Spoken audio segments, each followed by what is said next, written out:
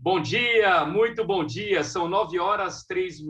Meu nome é Luiz Arthur Nogueira, eu sou economista, jornalista e palestrante. Muitos de vocês me conhecem de outros eventos da NEFAC. Para mim é uma honra estar com vocês nesta manhã para mais um evento de economia. Aliás, o primeiro evento que eu tenho a oportunidade de participar já na gestão da Marta Pelúcio. Eu tive algumas semanas a honra de estar ao lado dela na posse virtual. Desejo mais uma vez muito sucesso à Marta na sua gestão à frente à NEFAC. Queria também agradecer ao Boli, a Juliana, a Luciana, a Thalita, enfim, toda a equipe de comunicação e marketing e eventos da NEFAC pelo empenho para que esse evento fosse possível. E, claro, principalmente, agradecer a cada um de vocês pela presença nesta manhã de terça-feira. Espero que o nosso debate seja muito proveitoso neste evento. Situação da economia no biênio 2021-2022. Promessa ou ameaça? Eu terei a honra de estar ao lado aqui hoje de Andrew Storfer, que é CEO da América Energia. Primeiramente, bom dia, Andrew, seja bem-vindo, tudo bem? Bom dia, Luiz, bom dia a todos. É um prazer estar aqui hoje falando desse tema tão importante como sempre, mas especialmente nesse momento. O Andrew daqui a pouquinho vai fazer para a gente uma apresentação, cenário econômico para esse biênio 2021-2022, e na sequência nós vamos abrir os debates e terei a honra de ter aqui ao meu lado Vandic Silveira, que é CEO da Trevisan Escola de Negócios. Aliás, olha que curiosidade, há um ano, exatamente em março do ano passado, nós tivemos o último evento presencial da NEFAC, lá na sede da Trevisan Escola de Negócios, um pouquinho antes do fechamento da economia por conta da pandemia. Quem diria, hein, Vandic? Um ano depois, nós continuamos aqui no virtual. Bom dia, Vandic. Muito bom dia, Luiz, Andrew, Boli, todo o time da NEFAC, convidados. É um grande prazer participar desse evento E olha que eu tenho que fazer um meia-culpa aqui. Eu lembro que nesse evento do ano passado, eu fiz uma projeção que a nossa pandemia não seria uma pandemia, que seria uma gripezinha de fato, e que seria mais um SARS desse, e que em 3, 4 meses a gente nem ouviria mais falar disso. Eu nunca mordi a minha língua tão pesadamente como há um ano atrás. Bom dia para todos. Bom dia, Vandic. Mas fique tranquilo, até o doutor Drauzio Varela errou. Então, tudo bem. Se ele que é médico errou, nós que estamos na área da economia, a gente apenas seguiu o erro dos médicos, não é verdade? Mas muito bem, o fato é que a pandemia não foi uma gripezinha, tornou-se um desafio enorme para o mundo inteiro e nós estamos, neste momento, num processo de reabertura, num processo de vacinação mais rápido em alguns países, mais lento em outros países, e é sobre esse assunto que eu quero ouvir a partir de agora Andrew Stoffer. Mas antes de ler aqui o currículo do Andrew, eu já queria convidar vocês que nos acompanham na plataforma da NEFAC, participem aí através do chat, enviando perguntas, porque nós vamos utilizar as suas perguntas no momento do debate. Então, fiquem à vontade, opinem, perguntem, porque vai ser muito importante ter as suas perguntas na hora do debate, depois da fala do Andrew. O Andrew Frank Stoffer, ele é engenheiro civil pela Escola Politécnica da USP, é bacharel em administração pela Universidade do Mackenzie, possui diversas pós-graduações lato sensu em engenharia e economia, além de um MBA pela BBS Universidade de Richmond. Ele é CEO da América Energia SA, grupo que atua em geração, comercialização e gestão de energia. O Andrew é também membro do conselho da NEFAC, é membro do conselho da BBCE SA, ou BBCE SA, depois ele esclarece para a gente, e do conselho da UMARI SA. Andrew, mais uma vez, seja bem-vindo, a palavra é sua, vamos ao seu cenário econômico e, na sequência, a gente volta com o debate junto com o Vandic e as perguntas da nossa plateia virtual. A palavra é sua, Andrew. Obrigado, Luiz. Bom dia, Vandic. Ótimo a gente estar aqui. Deixa eu já compartilhar essa apresentação para a gente já poder começar a falar um pouquinho desse tema importante nesse momento, né?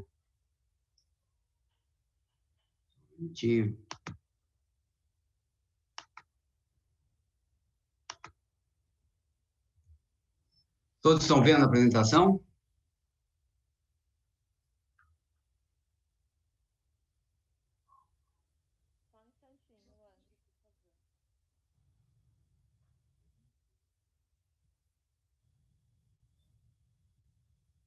Tinha dado certo no primeiro momento, Andrew, e agora desapareceu a sua apresentação. Então, enquanto a gente...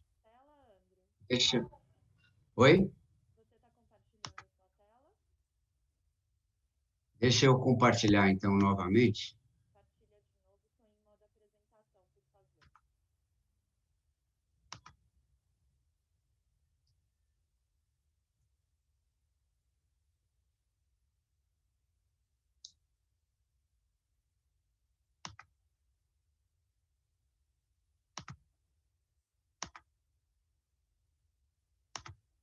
Estão vendo aí, não? Agora estão vendo. Pode. Então,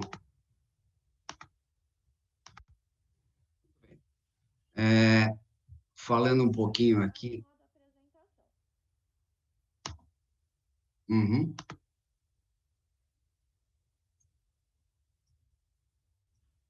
Agora tá. Muito bem. Eu acho que o Vandic até começou falando aí um pouco da meia-culpa dele, né? Digamos assim, com a expectativa no começo da pandemia, mas acho que isso foi geral, foi uma coisa que pegou todo mundo de surpresa. Vamos lembrar, porque a gente às vezes analisa os fatos com que a gente sabe hoje, né? E no começo da pandemia aqui no Brasil, nós vamos lembrar que havia aquela expectativa de que durasse alguma coisa, o isolamento, algo como 15, 30 dias, né? Achava-se um absurdo a Itália ter fechado por 90 dias. Se falava do hemisfério norte, no inverno, sofrendo mais, um adensamento maior. Aqui, um país tropical mais extenso, com um clima diferente. Quer dizer, todo mundo imaginava que fosse uma coisa mais temporária. E o problema, no início, era um problema muito mais financeiro e de caixa do que um problema econômico, propriamente dito. Era algo temporário. As negociações foram feitas em termos econômicos de uma forma temporária, imaginando que passaria rapidamente, e foi se agravando, o isolamento foi permanecendo, e a crise aumentando, deixou de ser só um problema de caixa, um problema financeiro, para se tornar um problema econômico de fato, com implicações mais profundas na parte econômica, né? E agora que nós temos essa situação, se imaginava que esse ano de 2021 seria um ano de retomada, e essa expectativa acabou sendo frustrada no início do ano. É mais ou menos nessa linha que nós vamos falar um pouquinho do que nós temos vivido. Em primeiro lugar, nós temos que considerar que essa crise é diferente de outras, porque, em primeiro lugar, tem origem na saúde. Apesar de nós estarmos falando de uma crise econômica, a origem dela é uma origem na saúde, o que acaba alterando os hábitos de forma mais duradoura e acelera mudanças no comportamento das pessoas e no comportamento das empresas. É uma crise também diferente de outras, porque ao longo dessa crise teve uma forte atuação anticíclica, coisa que nós não vimos em outras com essa magnitude, né? Estou falando de crise aqui no Brasil, com um auxílio emergencial muito forte, um crédito se expandindo e auxílios fiscais bastante expressivos também. Nesse período, a taxa de poupança aumentou, coisa que também não aconteceu nem na crise de 2015-16, nem de 2008-2009, enfim, a taxa de poupança aumentou. E o ajuste de mercado de trabalho, diferentemente também de outras crises, ele ocorreu mais fortemente no trabalho informal, né? Então, isso são pontos que diferenciam bastante essa crise de 2020 com relação às outras. E aí é que nós temos os objetivos aonde a gente se encontra, né? Nós temos um foco econômico em promover o crescimento, em controlar a inflação, possibilitar um aumento crescente de renda e emprego, controlar a dívida pública, passar confiança para o mercado. Esses são os alvos que nós deveríamos estar buscando, mas a gente não pode esquecer também que ano que vem é um ano de eleição. Nós temos aí um governo que, dos 4 anos, 2 anos foram praticamente perdidos, né? Nós fizemos muito pouca coisa nesses 2 anos e iniciamos um processo já mais antecipado, um pouquinho mais cedo, das eleições para o ano que vem, né? O que dificulta também essa perspectiva econômica ser mais robusta nesse período, né? Quando a gente olha a expectativa de evolução do PIB, né, esse é um gráfico que mostra aí 2020, 2021 nas expectativas, né, desde ao longo de 2020, né, de janeiro até dezembro. Então, se a gente olhar lá no comecinho, havia uma expectativa de crescer 2020 relativamente pouco, em torno entre 1% e 2% aproximadamente, com uma expectativa de, no ano de 2021, que é o que nós estamos vivendo, algo em torno de 2,5%.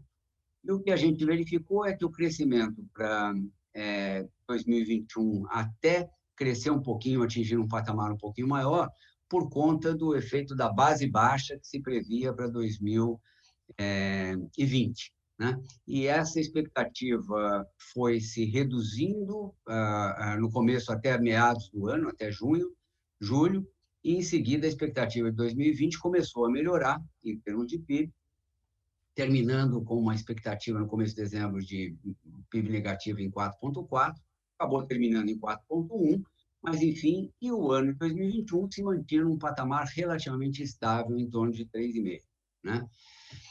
Ao longo desse ano, tivemos uma injeção de dinheiro no mundo muito forte, né? Centenas de bilhões de dólares, né?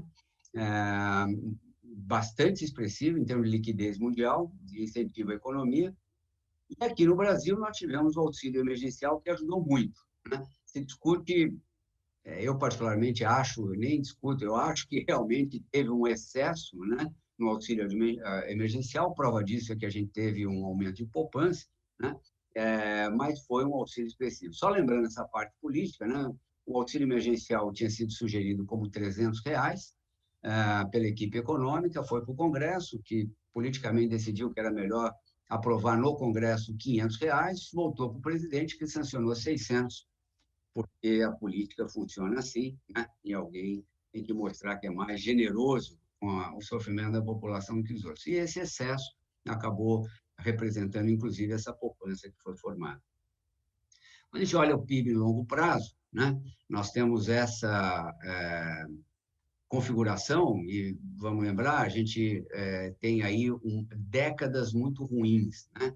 Quando a gente olha o crescimento da população, inclusive, a parte do PIB per capita, a gente vê que o PIB per capita vem com uma performance bastante insatisfatória, né?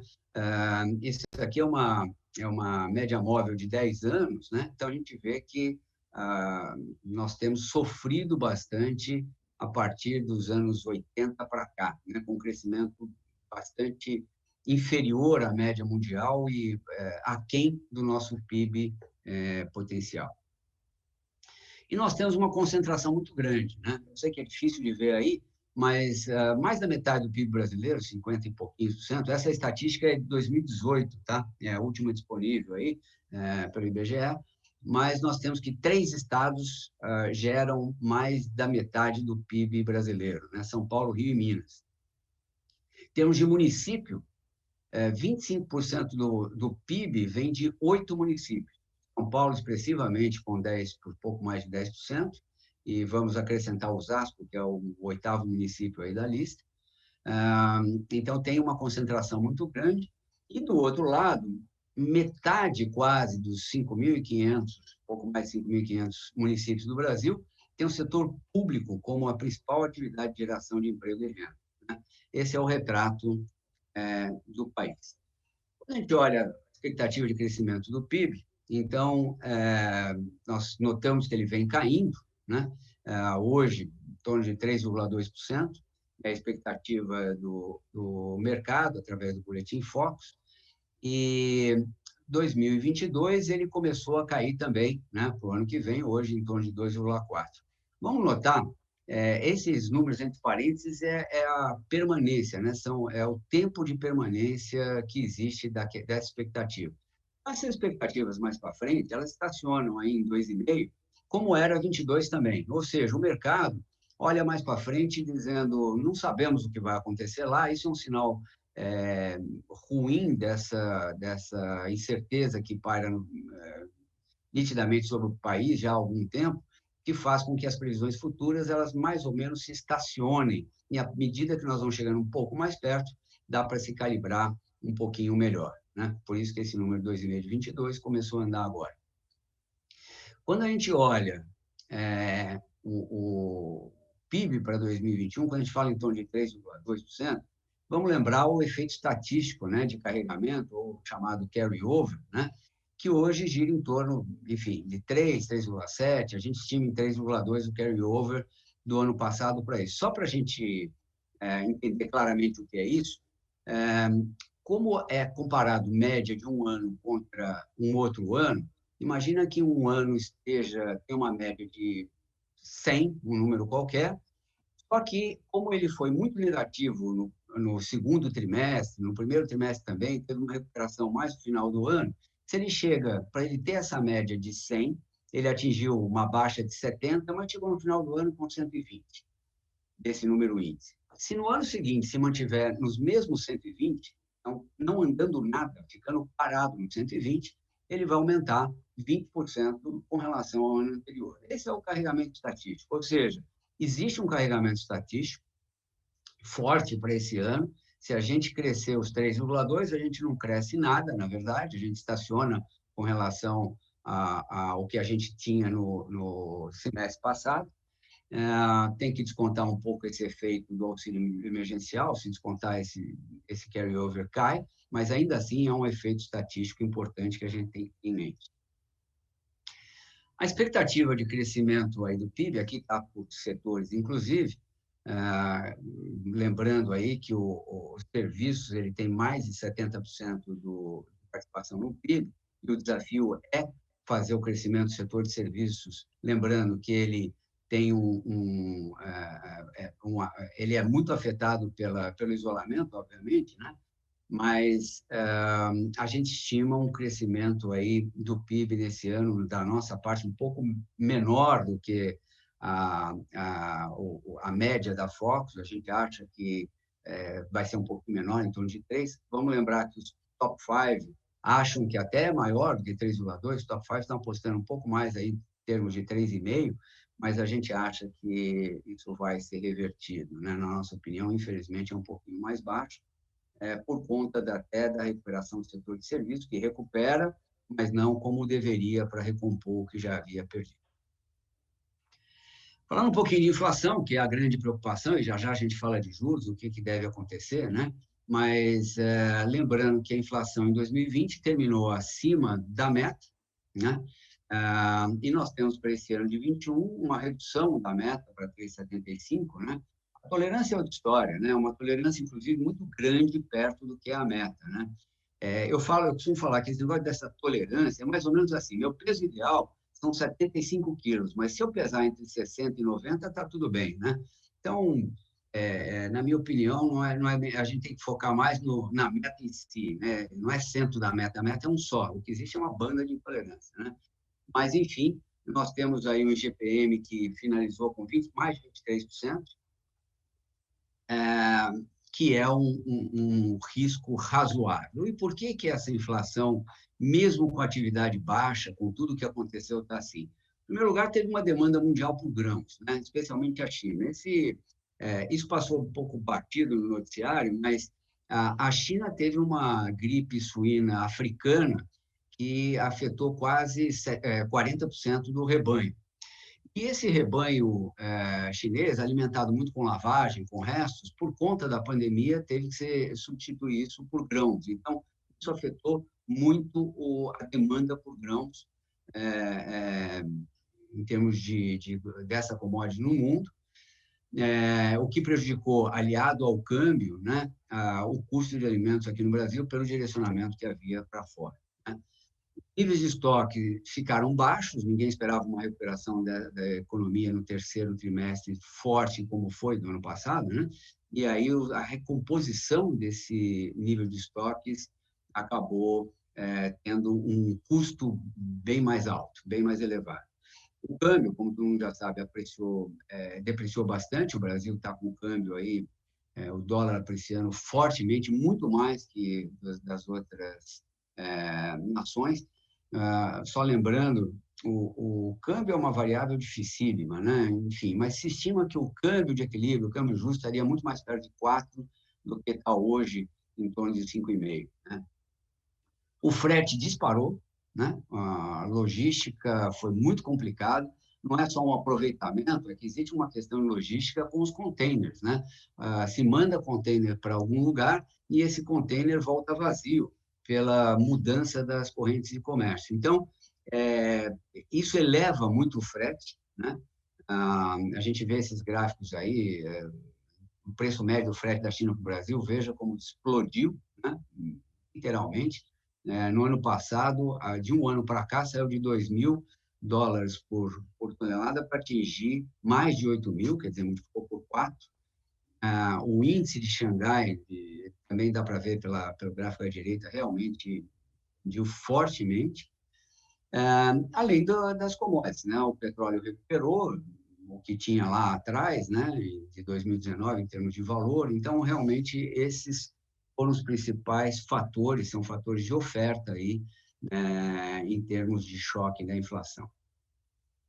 E a inflação atingiu de forma diferente, né? Óbvio, porque aqueles que têm uma renda menor foram muito mais atingidos do que os que têm renda maior. Não é um fato usual, né? Assim, corriqueiro, sempre vai ser assim, né? Note que no começo aí do ano passado, inclusive, quem ganhava mais, com a economia crescendo um pouquinho, tem sempre essa expectativa de que acaba sendo um pouquinho mais afetado. Mas a situação ao longo de 2020 é essa até setembro, né? Isso manteve até o final do ano, mas afetou mais fortemente os de menor renda, as famílias de menor renda. E as expectativas de mercado do IPCA continuam bastante elevadas, né? Se a gente olhar o gráfico de baixo, existe uma expectativa do IPCA atingir, nos próximos 6 meses, ou seja, entre abril e setembro, alguma coisa perto até de 6,5% do acumulado. Não é um drama no sentido de que vai continuar se elevando, porque deve, nesses 6 meses, pelo menos metade desses meses, ficar abaixo da meta de 3,75%, e o resultado final deve ficar em torno disso, próximo da meta, talvez um pouquinho abaixo. O IGPM, que tem 60% da composição de preço atacado, disparou, mas não conseguiu repassar todo o seu aumento. Ou seja, a inflação perde força, mas tem um receio de infecção, né? Com contaminação de serviços, né? Vamos lembrar que os fatores de tração para a inflação acabam sendo inércia, expectativa e tal, e agora tem um cenário de estagflação, ou seja, a gente tem uma estagnação, nós devemos ter uma recessão agora no primeiro semestre, o PIB cai no primeiro TRI, algo em torno de 0,5 a 0,8, e cai no segundo TRI também, em torno de 0,3, ou seja, a gente tem tecnicamente uma recessão, 2 trimestres seguidos de contração do crescimento econômico, mas a gente tem, mesmo assim, uma inflação, né? E essa inércia, o câmbio, a expectativa faz com que realmente tenha-se que aumentar a taxa de juros, retirando o estímulo monetário para se precaver no futuro com relação a uma retomada. Então, a expectativa de inflação e juros é mais ou menos essa. Quando a gente fala em termos de perspectiva de taxa de juros no final do ano, a gente está estimando algo em torno de 4%, ou seja, pelo menos zerar esse estímulo. Pode ser que venha um pouquinho mais alto, em torno de 4,5%, a gente não acredita que isso vá atingir mais do que isso, 5%, etc.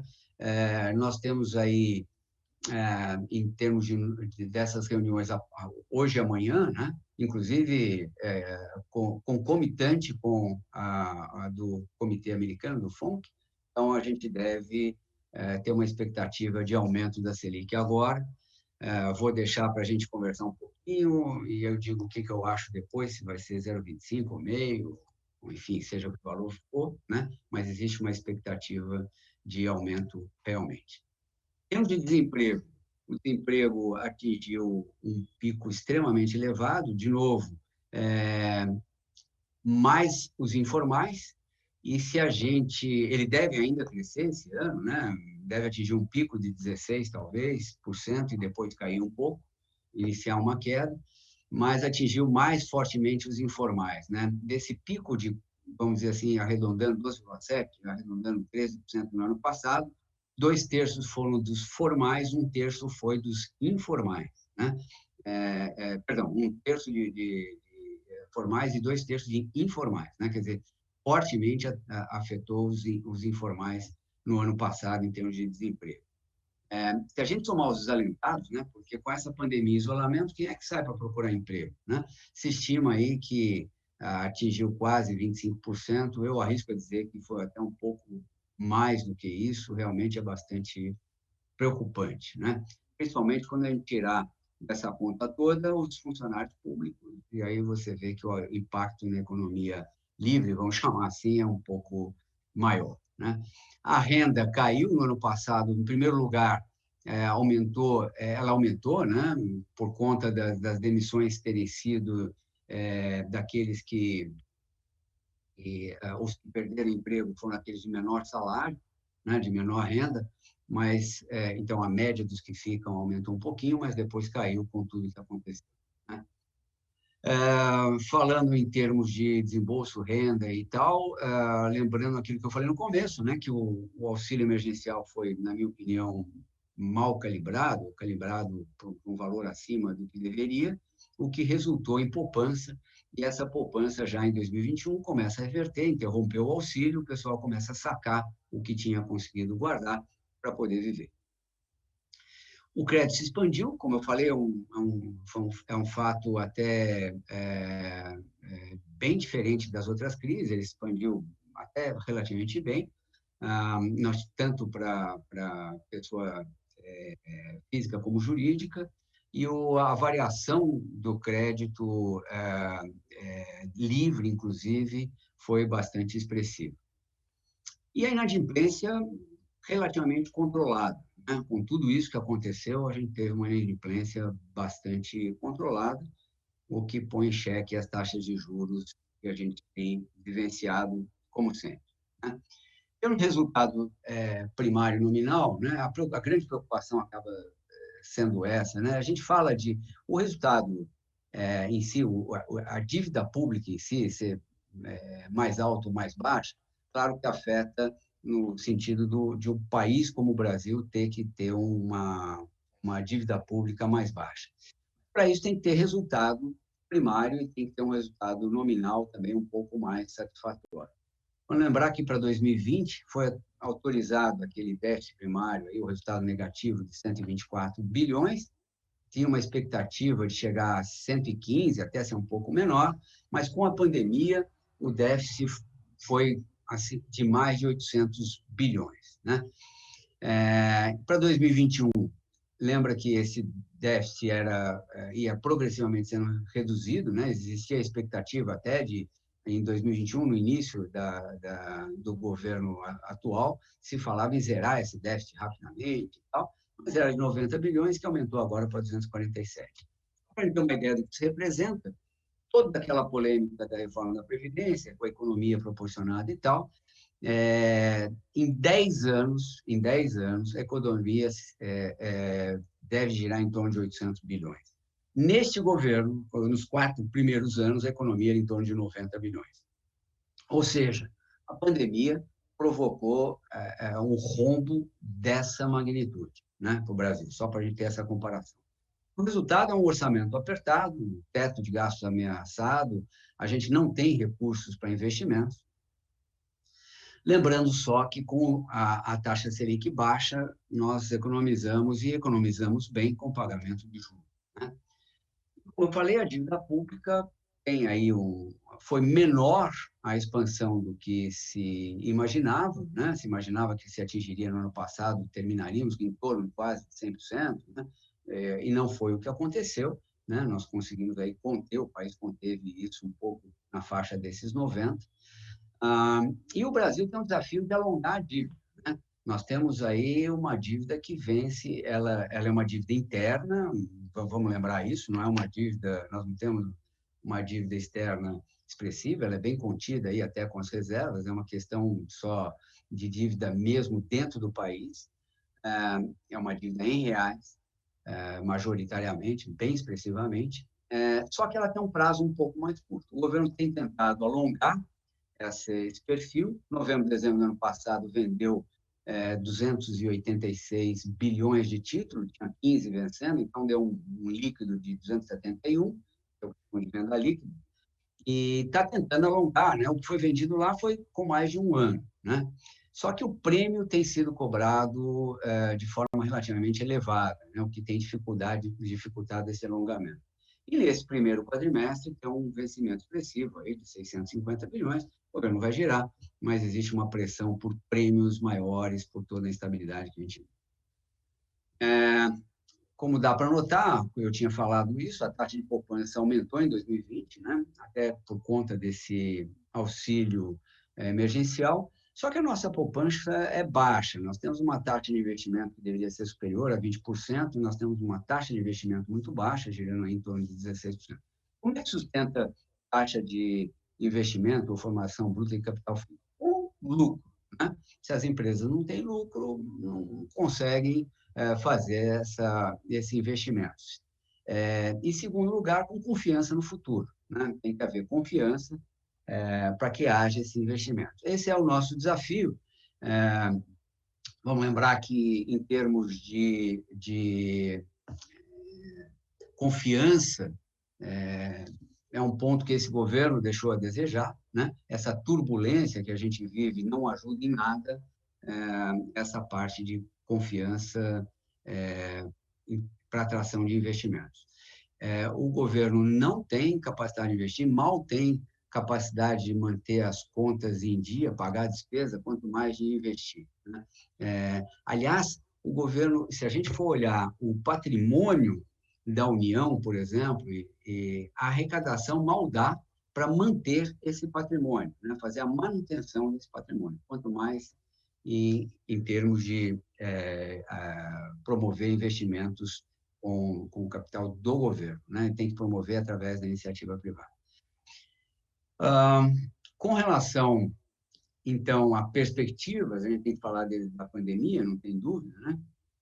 E a economia só vai decolar mesmo quando a vacinação e infecções permitirem o atingimento da massa crítica, que mundialmente se estima em torno de 70%, enfim, um pouco mais talvez.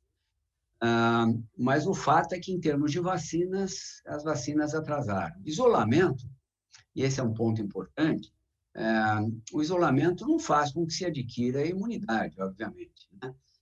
O isolamento só retarda a expansão da pandemia, né, os efeitos, até que haja uma vacina. O Brasil optou, como diversos outros países, por preservar vidas. É uma decisão difícil, mas preservou vidas.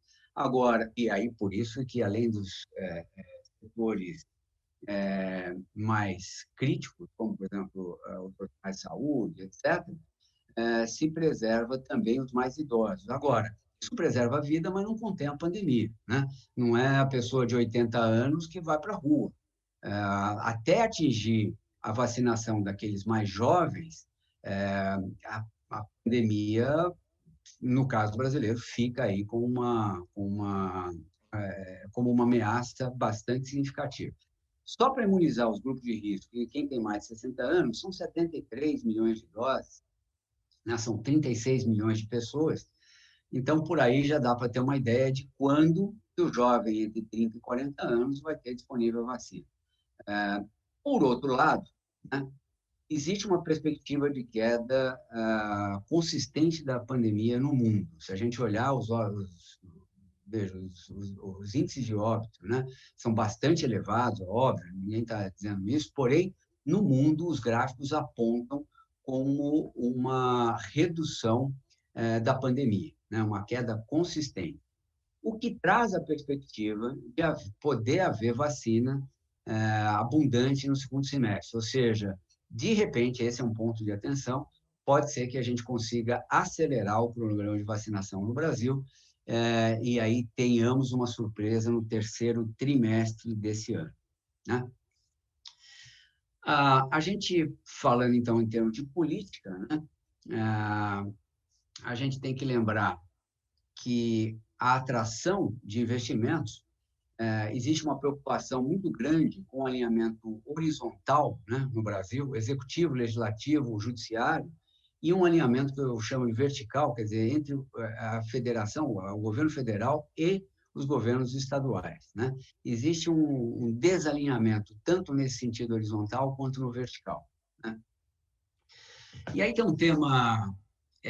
esse protagonismo do judiciário, que é um tema delicado, mas tem uma teoria que diz o seguinte, quer dizer, no início do século XX, até mais ou menos nos anos 80, teve um protagonismo executivo muito grande, né? Até pelas ditaduras que a gente passou, Vargas, etc., o executivo sendo o protagonista no setor público.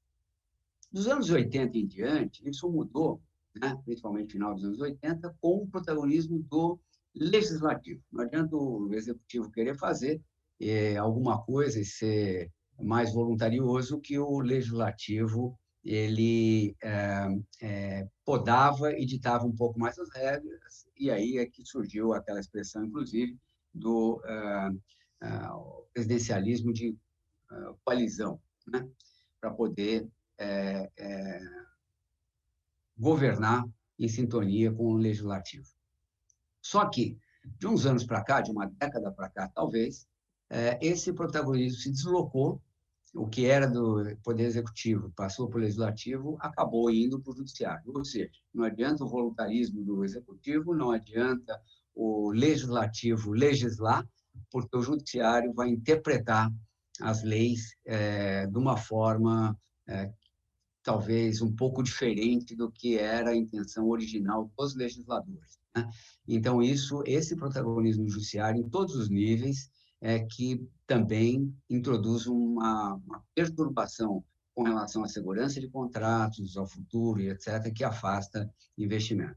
E lembrando que a eleição em 22 agora, né, já começou até um pouquinho essa largada, com muita polêmica. E essa turbulência política não é novidade, né? Se a gente olhar aí essa tabela, nós vamos ver que, assim, poucos presidentes completaram o mandato, né? A gente vê aí desde suicídio, impeachment, renúncia, né? Motivos de saúde, falecimento, enfim.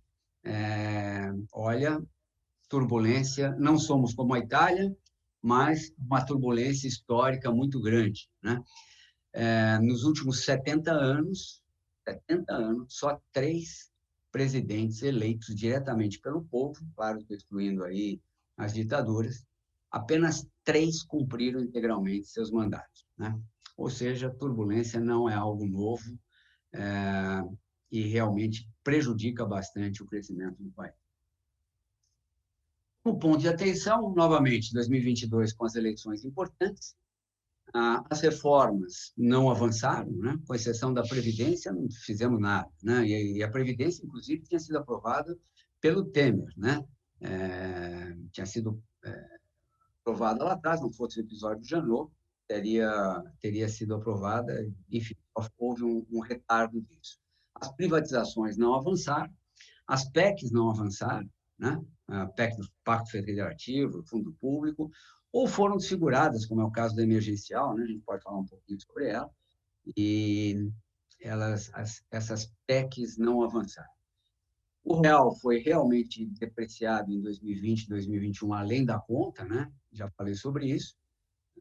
E também já falei sobre a rolagem da dívida pública, isso é outro ponto de atenção. Por outro lado, nós temos reservas internacionais confortáveis, houve uma atuação decidida e ágil do Banco Central, que agora formalmente é independente. Nós tivemos um sistema financeiro totalmente preservado, inadimplência contida, enfim, um sistema robusto. O risco Brasil contido, bem equacionado, né? Como mostram esses gráficos aí ao lado, e menos gastos com os juros, né?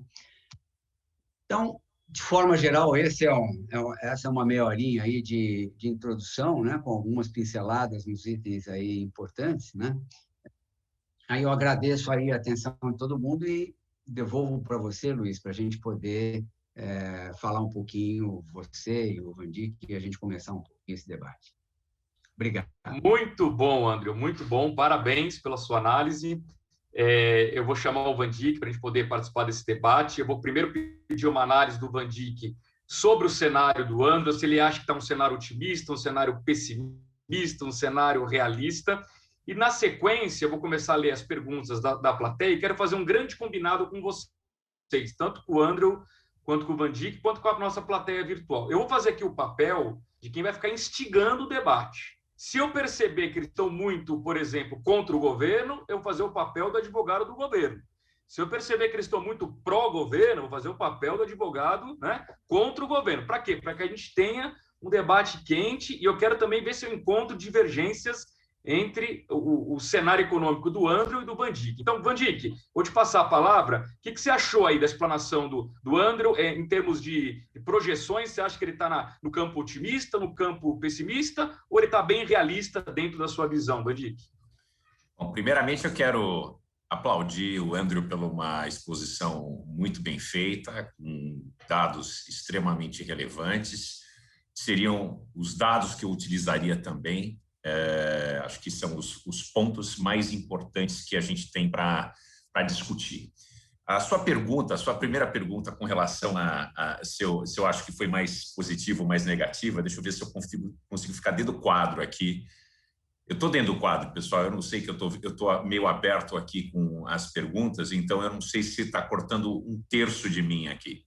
Eu fico com a cabeça mexendo para um lado e para o outro para ver se conseguem me ver. Mas sobre a sua pergunta, que você está me colocando no spotlight aí, né, que se eu achei que foi otimista ou pessimista, eu diria que o André foi, assim, pela minha visão da conjuntura atual, levando em consideração que a gente ainda não tem nem a aprovação de um orçamento para o ano de 2021, e nós já estamos no meio do terceiro mês, 15 dias de chegar no primeiro trimestre, né, de terminar o primeiro trimestre, eu acho que o Andrew, vamos dizer assim, eu não vou dizer que ele foi otimista, mas ele está no ponto de ir para esse lado, sabe? E o que é bom, o que é bom. Eu vejo um CEO de uma empresa extremamente relevante, otimista, e eu estou falando agora com o meu chapéu de economista, não de CEO, tá certo? Eu fico muito satisfeito de ver isso, porque são pessoas como o Andrew, são CEOs que criam esse ambiente microeconômico da confiança no governo. O Andrew explorou muito bem a questão política, que eu venho batendo muito forte ultimamente, em redes sociais, em entrevistas, etc. Hoje eu vou falar a respeito disso na CNN, né, de tarde. E eu tenho falado o seguinte, nós passamos de uma situação de dominância fiscal. A dominância fiscal é quando você tem pouco espaço de atuação para o Banco Central com política de juros, uma vez que está a zero, juro real a zero, e as mudanças podem impactar de maneira negativa a economia ou não ter efeito nenhum. E, com isso, a inflação começa a mostrar a sua cara, que é o cenário que a gente tem visto no Brasil, mas esse cenário já começou desde a época da Dilma. Quer dizer, isso não é uma novidade para o Brasil. Mas eu digo que a gente passou de um ambiente de dominância fiscal para um ambiente de dominância política. E semana passada, como o Brasil é um país que não pode perder uma oportunidade de perder uma oportunidade, como dizia Roberto Campos, né? A gente só colocou a água na fervura, né? Nós tivemos a entrada lateral e frontal do Lula num campo de desafios políticos a uma gestão que tem sido bastante errática, tá certo? Você não acreditava que eu ia falar isso, né, Luiz? Mas a gestão tem sido muito errática. Então, a gente cria essa carta do Joker, né, que é a questão da expectativa com relação ao ambiente político brasileiro, que impacta diretamente no risco Brasil e principalmente naquilo que tange ao equilíbrio fiscal. O risco político Brasil, falando como economista, ele não é um risco de um golpe de Estado, não é um risco de alguém assassinar o Lula ou alguém promover a invasão do Capitólio, não é isso. O risco político no Brasil é a sanha que nós temos pelo populismo e o populismo fiscal, que é como ele se materializa no Brasil, e a gente fala o seguinte, como o Andrew colocou muito bem, quem é mais benevolente, né? A oposição, o governo federal ou o Congresso? Então, a minha preocupação, uma vez que a gente já tem um déficit projetado de 247 bilhões, que corresponde a 3,5%. Resultado primário deve comer mais ou menos uns 7,2% do PIB brasileiro. Lembrando que o Brasil é um país de renda média e é incapaz de investir há mais de 3 décadas. Quer dizer, isso forma uma conjuntura muito preocupante. A gente precisa investir. A gente não tem reformas, principalmente reformas liberalizantes. Se o governo não tem dinheiro para investir, tem que trazer para dentro o bail-in do mercado, das pessoas que têm dinheiro para investir. Só que a gente tem esse ambiente truncado. Então, eu fico muito preocupado que o ambiente fiscal, que é muito tênue, a gente anda uma corda bamba há muito tempo, tá certo?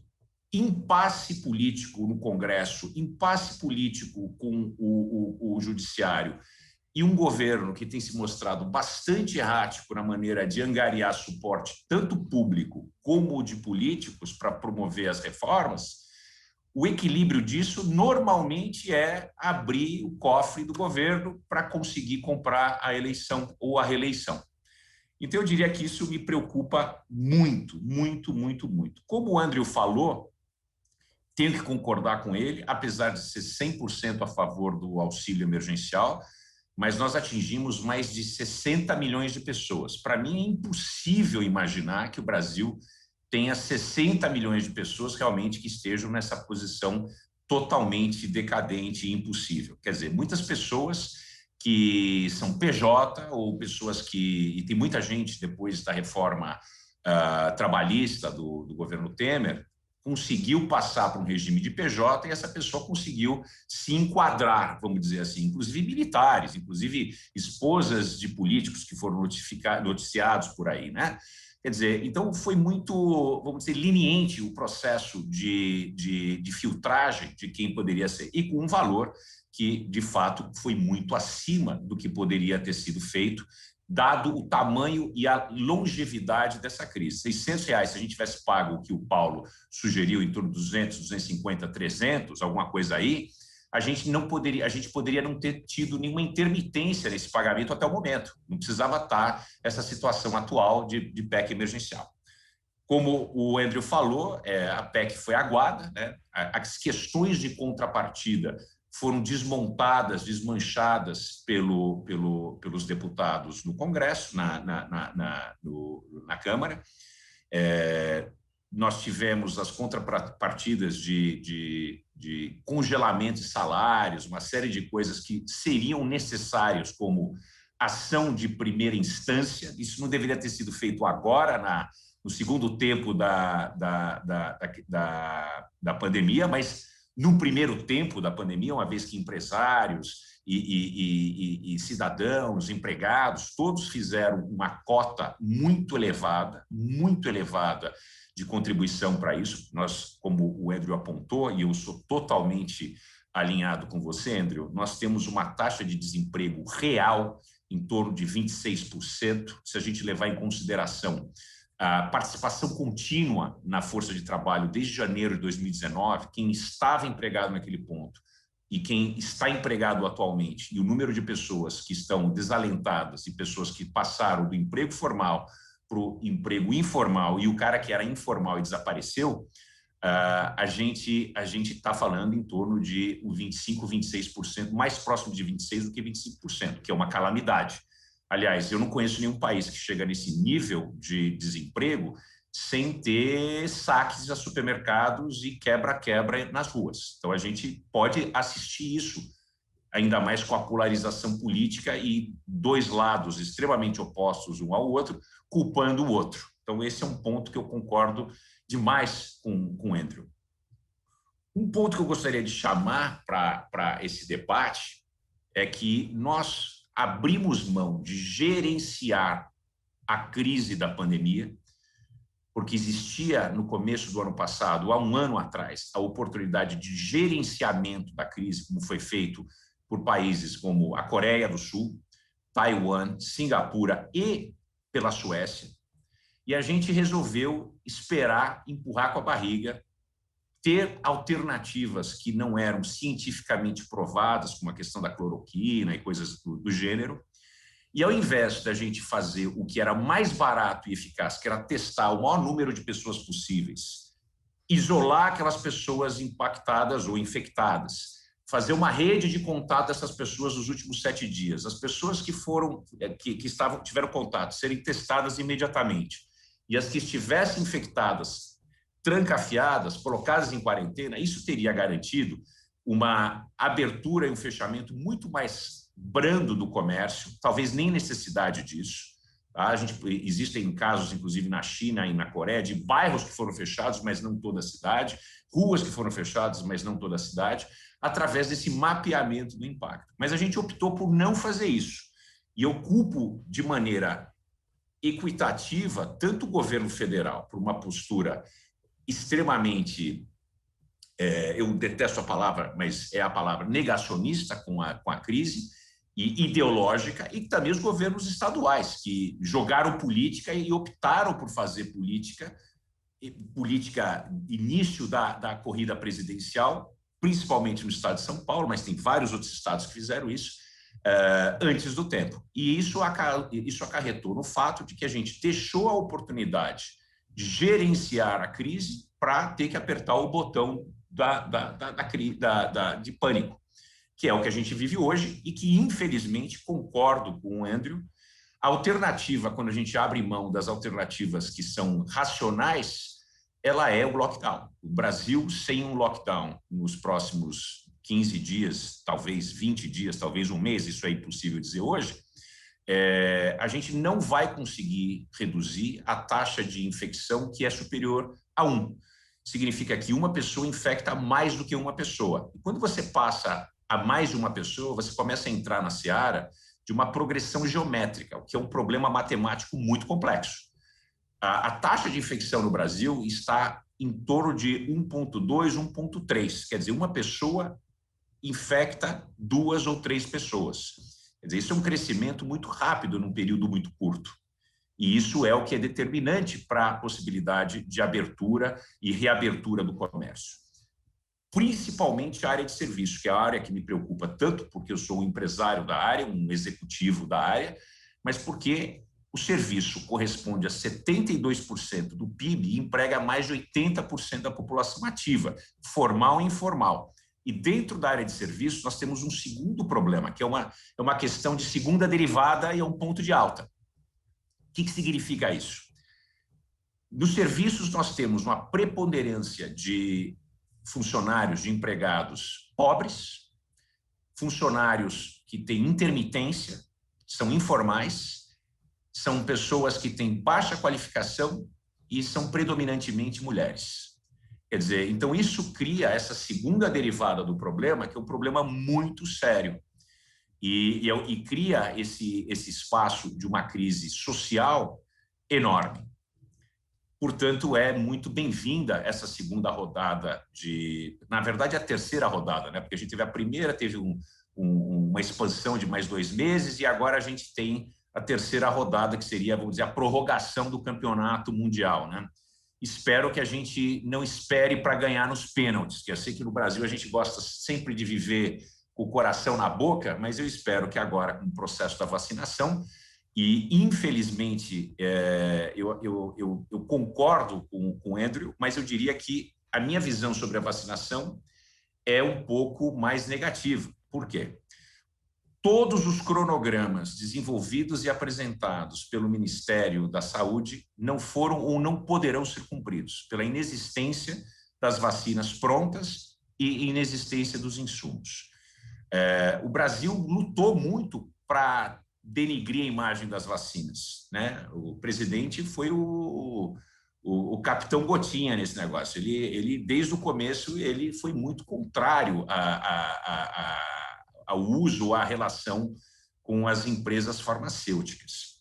E aí é uma responsabilidade principalmente do governo federal. Infelizmente, não tenho nada assim a priori contra o governo, não estou no governo hoje por opção própria, mas eu diria que a posição um pouco ideológica, né, e política, obviamente, preveniu que o Brasil tivesse acesso prioritário a mais de 70 milhões de doses da vacina da Pfizer, que é, vamos dizer assim, a mais confiável de todas em termos de processos científicos e o número de pessoas testadas na fase 3. Obviamente, agora existe essa possibilidade da compra a toque de caixa da vacina Sputnik e a segunda que foi desenvolvida na Rússia e que já foi transformada numa arena política. Quer dizer, é incrível como a gente não consegue pensar na economia do país e a gente volta naquilo que eu denomino de dominância política, né? Já foi dito que foi o governo da Bahia e que a intermediação foi através do Lula, que tem tudo para criar um espaço de não, a vacina do Sputnik não é tão boa quanto a do Dória. Quer dizer, a gente começa essa maluquice toda.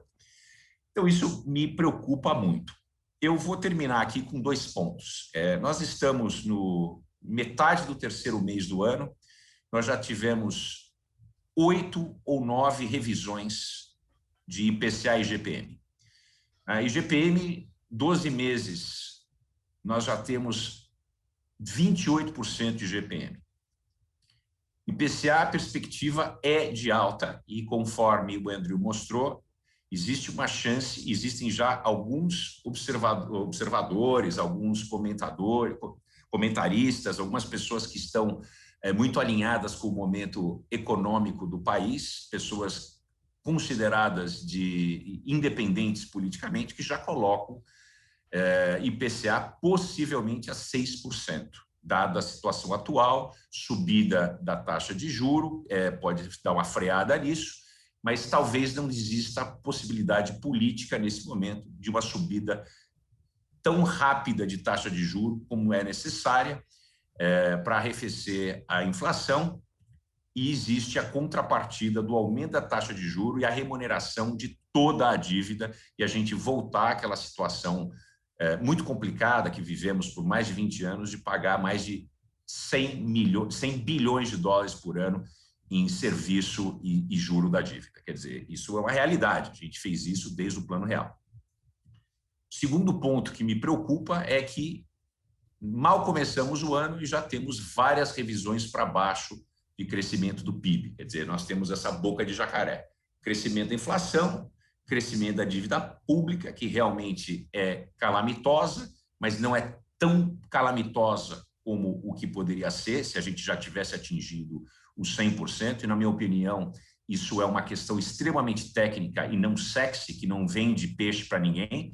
Mas a gestão do Paulo Guedes, da equipe econômica, se existe uma coisa certa que está sendo feita, apesar de não haver as reformas, apesar de vários desencontros, o mínimo que existe de espaço para a gestão de postergação de gastos, contingenciamentos, etc., está sendo feita. Tanto é que isso foi, na minha visão, o maior feito do governo Bolsonaro em 2019, que conseguiu trazer a trajetória da dívida pública em torno de 76% de relação com o PIB, saiu de 94% na época da Dilma, chegou a uns 83% com o Temer, e o Paulo trouxe a 76% com sua equipe, o que deu espaço para fazer o esforço fiscal de 2020. Sem isso, a gente não teria conseguido fazer o auxílio emergencial e o suporte ao emprego e renda que foi oferecido aos empresários e os empregados. Quer dizer, esses são os pontos que me preocupam mais, e com isso eu fecho por aqui.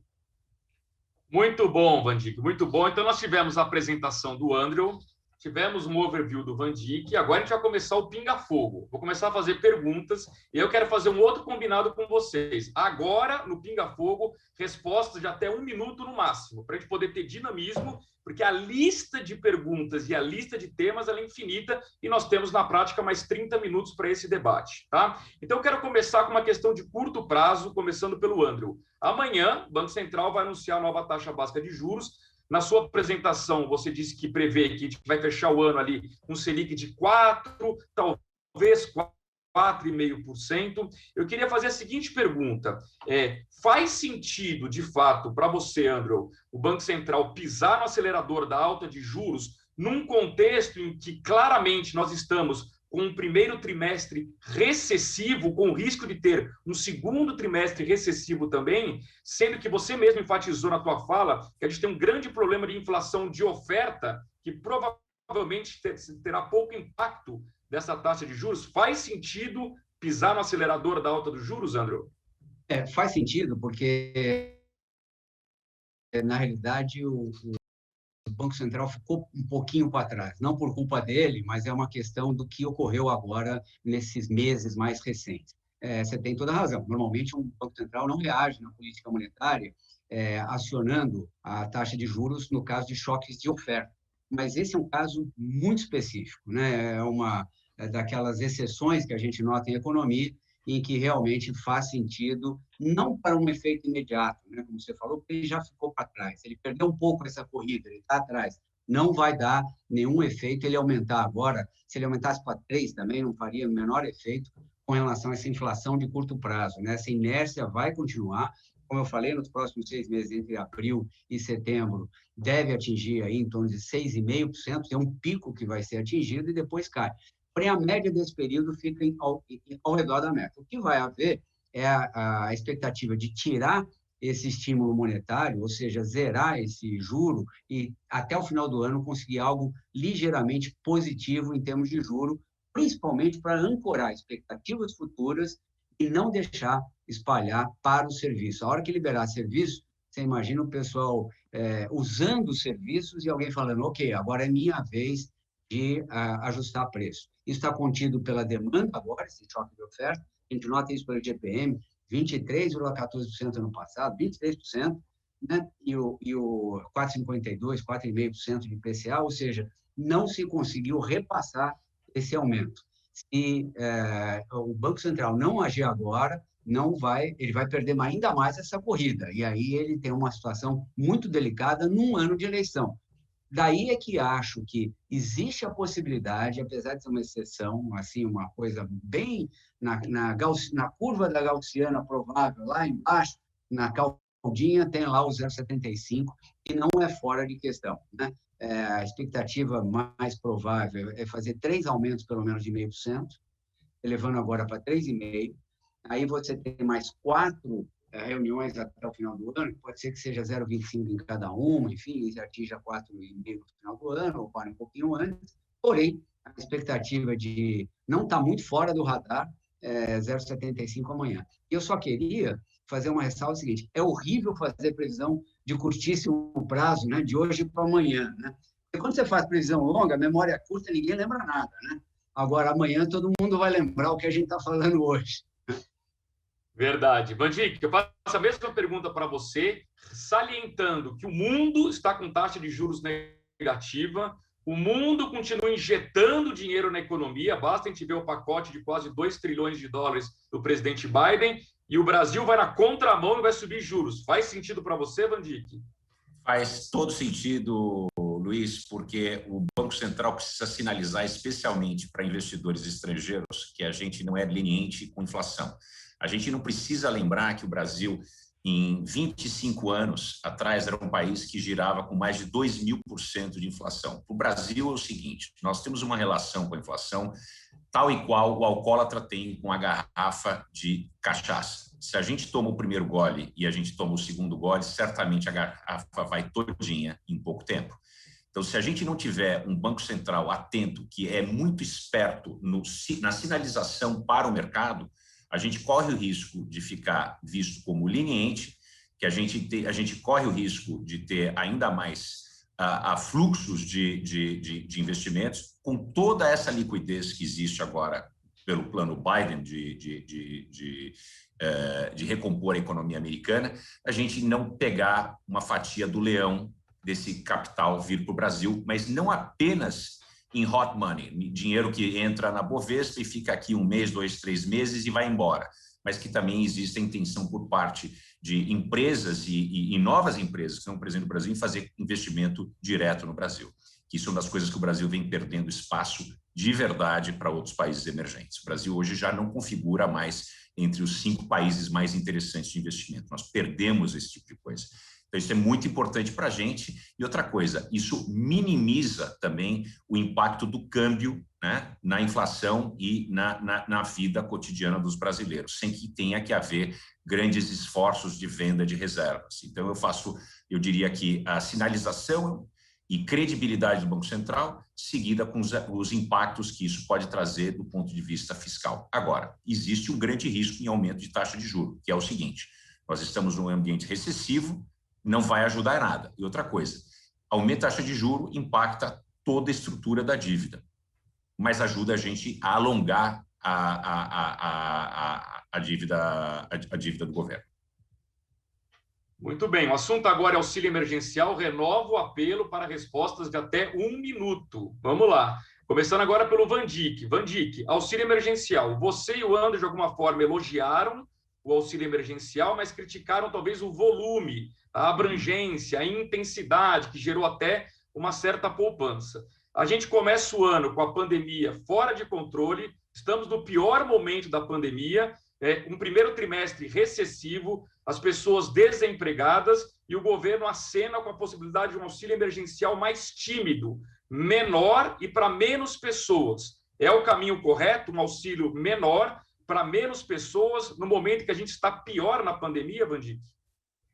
Certamente é o caminho correto. O auxílio emergencial é para quem precisa, não é para quem quer. A gente, na primeira e segunda rodada do auxílio, a gente deu para quem precisava em maior quantidade do que era necessário para manter-se vivo, comendo de maneira adequada. Quer dizer, é um salva-vidas. Nós não estamos entregando um bote para as pessoas, é um salva-vidas. É isso que um auxílio emergencial significa. Então, a ideia é que as pessoas não passem a ter uma vida confortável. O ambiente onde a pessoa consegue ter um nível de savings, né, o aumento da poupança brasileira em função do auxílio, isso significa que nós tivemos uma dose muito maior do que era necessária. André, a mesma pergunta para você, salientando que nos Estados Unidos, Joe Biden vai dar um cheque de $1.400, daria o que aí? Uns R$8.000. Aqui no Brasil, estamos debatendo se vai ser R$150, R$200 ou R$250. Não é esmola demais, não, André? R$600 por mês, vamos dizer assim, para alguém da região, dos grandes centros urbanos, das regiões sul e sudeste, é algo, digamos assim, elevado, porém satisfatório, a gente pode questionar. Se a gente olhar os rincões do Brasil, no norte, nordeste, etc., R$600, o sujeito é milionário, né? Vamos falar claramente. É um valor absurdo para quem nunca sonharia ganhar isso. Então, esse novo ajuste do auxílio emergencial, ele visa especificamente como tem o ajuste de quem ganha Bolsa Família fica fora, o conjunto da renda familiar tem que ser aglutinado e tal, ele vai de encontro precisamente àqueles informais que são os que mais precisam e perderam mais renda e perderam mais a disponibilidade de trabalhar, como eu mostrei na apresentação. Então, está corretíssimo, né? Esse auxílio estão falando de 250, mas ele vai girar entre 125 e 375, provavelmente, esse é um ensaio, né? Então tem uma faixa aí, dependendo de cada situação. Acho que ele foi melhor calibrado. Os Estados Unidos, bom, são os Estados Unidos, né? Não dá para a gente comparar com aquele auxílio. Muito bem, o assunto agora é Supremo Tribunal Federal e a insegurança jurídica. André, começando com você. Pergunta do Roberto Vertamati. Na opinião dele, o STF é um organismo que tem desrespeitado a Constituição. Eu acrescento na pergunta do Vertamati, ou no comentário do Vertamati. O STF hoje é fonte de insegurança jurídica, na sua opinião? Como até falei na apresentação, lembra que eu disse que havia digamos assim, uma predominância do executivo, né, nos 80 primeiros anos do século passado, que depois se deslocou para o legislativo e agora, de 10 anos para cá, foi para o judiciário, em todos os níveis, né? Pode olhar a quantidade de liminares que existem, de diversos juízes, e coisas, quer dizer, uma interferência nas atividades econômicas, nas pessoas e tudo mais, por conta de interpretações de lei. Então, o judiciário, em geral, tem digamos assim, uma predominância, um papel muito mais relevante, vamos dizer assim, entre os outros, com relação aos outros poderes. Isso afeta e afeta bastante. O Supremo é o supremo dessa predominância atual do judiciário, né? Enfim, é uma situação atípica em que o equilíbrio de poderes ficou mais fragilizado. Nós vamos recuperar esse equilíbrio entre os poderes para poder o país andar para frente com mais segurança jurídica. Tudo que está acontecendo não ajuda em nada em termos de investimento e crescimento econômico. Vandic, se você fosse um investidor estrangeiro, você investiria no Brasil com o atual Supremo Tribunal Federal? Não.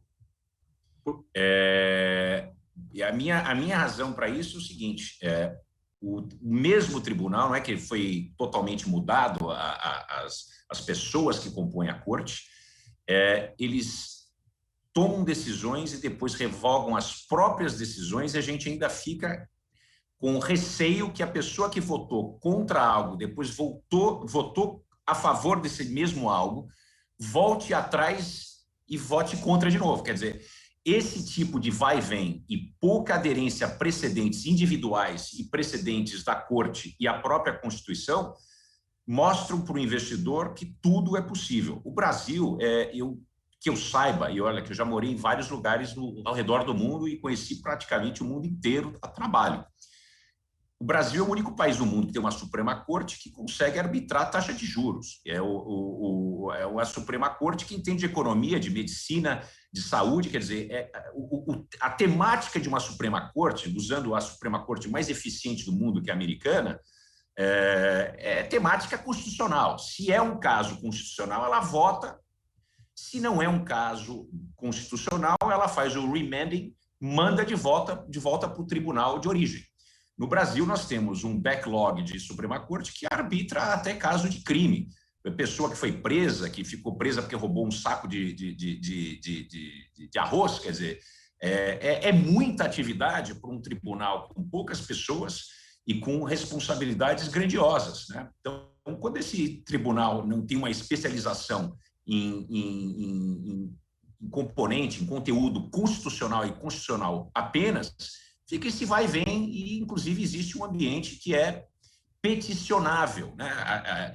A gente sabe que no Brasil tudo pode ser revertido porque eu posso escalar até a última instância. Quer dizer, esse tipo de coisa cria um ambiente para o investidor é muito temeroso. O sujeito não sabe se vai haver perenidade a qualquer tipo de decisão que foi dado como ganho, mas ainda não é um ganho final. O assunto agora é a política de preços da Petrobras. Van Dijk, a política está correta de repassar imediatamente na ponta a alta do dólar e do petróleo? E o presidente da República está certo ou errado ao criticar essa política? A política está 100% correta. Petróleo é algo que existe num modelo de commodity.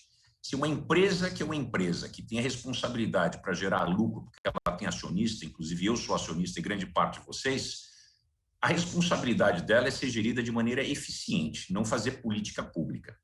Então, se houve um desmantelo na Petrobras em função de política, e a gente está tentando recompor esses preços, o preço estava mais de 50% defasado, nada mais certo, nada mais eficiente, nada mais do que empresarial, né, do que esperamos de executivos e de uma empresa, que ela faça o repasse.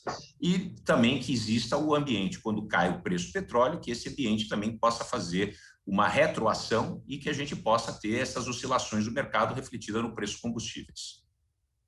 Andrew, se a Petrobras tem como acionista majoritário o governo, que deveria também olhar pela sociedade, não cabe ao governo fazer alguma coisa, por exemplo, usar parte dos dividendos bilionários para suavizar essa alta no preço dos combustíveis? Usar os dividendos, não, né? Mas ele pode sim fazer alguma coisa. E eu quero voltar a 2016. Em 2016, houve uma mudança importante no caso dos estatais e tal, e particularmente no caso da Petrobras, que o governo ele pode sim atuar em termos de políticas de preço de petróleo, derivados de petróleo, só que ele tem que compensar a companhia por esses valores. Ou seja, se a sociedade achar que deve fazer isso através do governo, ela pode fazer, né? Só que o investidor não deve ser prejudicado. É esse o ponto. Então, tem esse direito, pode fazer. E, ao redor do mundo, tem políticas interessantes. A própria Inglaterra tem uma política em que a tributação sobre combustíveis ela flutua dependendo do preço do combustível. Então, quando o preço está mais alto, ela reduz. Quando o preço está mais baixo, ela aumenta, de forma a estabilizar um pouco o preço para o mercado. Então, pode ser feito. Pode ser feito algo e sem prejuízo, digamos, de novo, para o acionista. Isso foi mudado em 2016, foi introduzido esse mecanismo de governança e de justiça, melhor dizendo, até para o investidor na Petrobras, né? E diga de passagem, sem nenhum juízo de valor, se a gente for olhar tudo que foi feito no governo Temer em 2 anos e comparar com outros governos em 2 anos, olha, fez-se muita coisa nesses 2 anos do governo Temer, né? Não cabe aqui a gente ficar discutindo, mas atentem para esse fato. Nós fizemos muito mais coisa naqueles 2 anos do que nós fizemos em algumas décadas. Andrew, eu nunca pensei que eu diria isso, mas eu já escrevi outro dia desse que o maior presidente da história republicana brasileira foi o Temer, e no mandato praticamente de deputado. Muito bem. Vocês viram que eu tenho feito algumas perguntas para instigar, o que não significa que tem opinião minha na pergunta, é só para fomentar o debate. Está fazendo o papel do advogado que fica ali procurando coisa para colocar fogo no debate. O assunto agora é vacina, né? De uma forma geral, há uma unanimidade. Quanto mais rápido o Brasil vacinar, mais rápido a gente reabre a economia, portanto, acelera o crescimento econômico. De uma forma geral, há críticas, obviamente, à velocidade de vacinação aqui no Brasil e à postura do governo federal, que, no primeiro momento, né, de forma mais explícita, meio que desdenhou da questão da vacina. A minha pergunta é a seguinte, André, começando com você. Isso, de fato, é o ponto que faz com que o Brasil hoje tenha uma vacinação atrasada? Ou a gente precisa ser um pouco mais realista e olhar que, no mundo, quem está acelerado é país rico, é país com poder. E os países subdesenvolvidos, os países mais pobres, estão todos atrasados. Então, assim, faz sentido ficar só culpando o governo federal? Será que é ele o único culpado pelo Brasil estar atrasado na vacinação? Ou tem um egoísmo, digamos assim, dos países ricos que não entenderam, se eles também não vacinarem o terceiro mundo, as variantes vão se multiplicar e a gente pode perder o controle da pandemia e atingir novamente os países ricos? A sua opinião, Andrew? Esse ponto que você destacou começou a preocupar. Os países, digamos assim, mais envolvidos, eles estão preocupados com as variantes e que pode afetar no povo já imunizado, né? Vamos dizer assim, né? Não basta correr com a própria imunização. Mas, de novo, a gente não pode fazer análises anacrônicas, né? Analisar o passado com o que a gente sabe hoje. No começo da pandemia, vamos lembrar, qual era a recomendação? Não vá para um hospital, não vá para um pronto-socorro, porque se você não tiver Covid, é lá que você vai pegar, né? E logo depois a gente vê o seguinte, os primeiros dias são críticos, procure auxílio médico e etc. E tal. Então, ninguém sabia nada, é óbvio, né? Foi uma situação de desconhecimento, o desconhecimento gera medo, gera incertezas, obviamente. Então, tudo isso fez aquele conjunto da gente chegar onde a gente está hoje. A questão das vacinas, o Chile, por exemplo, está espetacularmente sendo vacinado, Israel é um exemplo aí que a gente já falou e tal. Porém, o Brasil, vamos lembrar, olha o tamanho do país, olha as dificuldades de logística. E com tudo isso, a gente tem, claro, uma experiência em vacinação, porque a gente ainda tem doenças aí que requerem isso, infelizmente. Então, a gente tem essa experiência, né? Nessa hora, esse ponto aí acaba valendo. É isso que está acontecendo. Agora, o Brasil também optou, esse é um ponto de destaque, por investir na produção da vacina aqui mesmo e não só depender lá de fora, caso da Fiocruz e Butantan. Isso é um feito importantíssimo, né? Que foi questionado lá atrás, de novo, todo mundo falando, apostasse nas outras vacinas e tal.